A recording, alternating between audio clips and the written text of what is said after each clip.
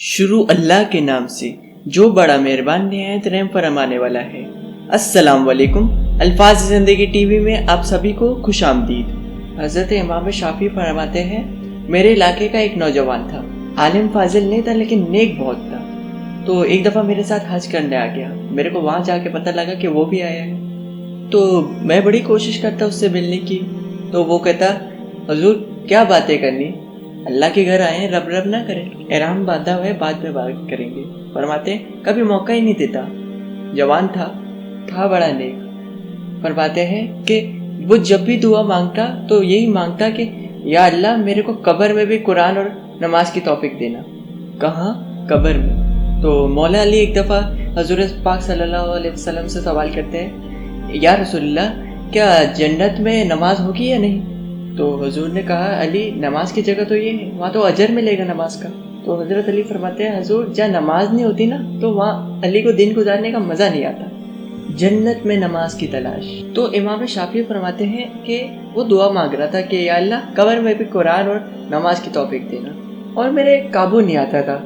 मैं बड़ी कोशिश करता था कि बैठे बातचीत करूं, लेकिन वो निकल जाता और अपनी इबादत में लग जाता। फरमाने लगे, एक दिन ना वो हतीम के पास बैठ के कुरान पाक पढ़ रहा था।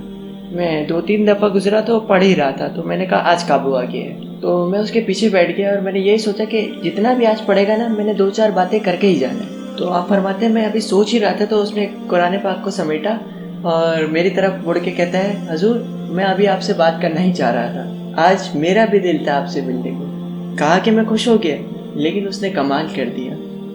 जेब से चंद दिनार निकाले और कहने लगा, हुजूर मेरा आज ज़ोहर की नमाज के बाद इंतकाल हो जाएगा, तो ये ना पैसे रखें और कफन खरीद के मुझे यहाँ जन्नतुल माला में दफन कर दें। इमाम शाफी फरमाते हैं कि मैं अगला लफ्ज़ कहने लगा था तो मेरे मुंह पे सकता आ गया। कहने लगा, हुजूर आप मेरे पे ये मेहरबानी कर देंगे, आप मेरे इलाके के हैं। तो कहा मैं चुप हो गया। ज़ोहर की नमाज जब मैंने वहाँ पढ़ी, वो भी मेरे साथ सफ़ में मौजूद था। फ़र्ज़ भी साथ पढ़े, सुन्नतें भी साथ पढ़ी। नफिल पढ़ के जब मैंने तवज्जो की तो वो ज़मीन पर लेटा हुआ था। मैं करीब जा रहा था तो उसके कलमे की आवाज़ मेरे कानों में आ रही थी, और मैं जब तक उसके पास पहुंचा तो उसकी रूह परवास कर गई थी।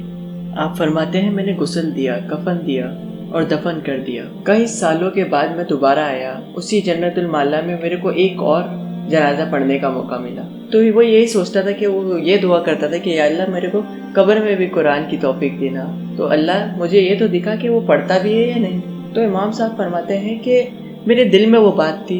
मैं फिर से नमाज जनाजा पढ़ने गया तो जो कब्र खोदी गई वो बिल्कुल उसकी कब्र के साथ थी। अचानक मेरी नज़र पड़ी तो उसकी कब्र की दीवार गिर गई। तो लोग परेशान हो गए। तो कहने लगे कि आप बताएं, आप आलिम में क्या करना है? तो फरमाते हैं मैंने जब झांक के ज़रा आगे देखा तो अंदर बैठ के कुरान पाक पढ़ रहा था। तो मेरी तरफ देख के कहता है, इमाम साहब ये दीवार शिवार कोई नहीं गिरी है, ये अल्लाह ने आपकी दुआ कबूल कर ली है।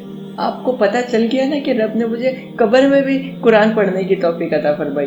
फरमाने लगा, चलो आप दीवार बंद कर दो और मेहरबानी करना कि दूसरों को ना बुलाना। कहा ठीक हो गया कि आपकी दुआ कबूल हो गई। कुरान पाक को पढ़ा करें, उसके लिए अपने दिल में शौक़ पैदा करें। अगर इतना ही नहीं होता तो कम से कम दिन में उसको एक बार चूम के गले से लगाएं।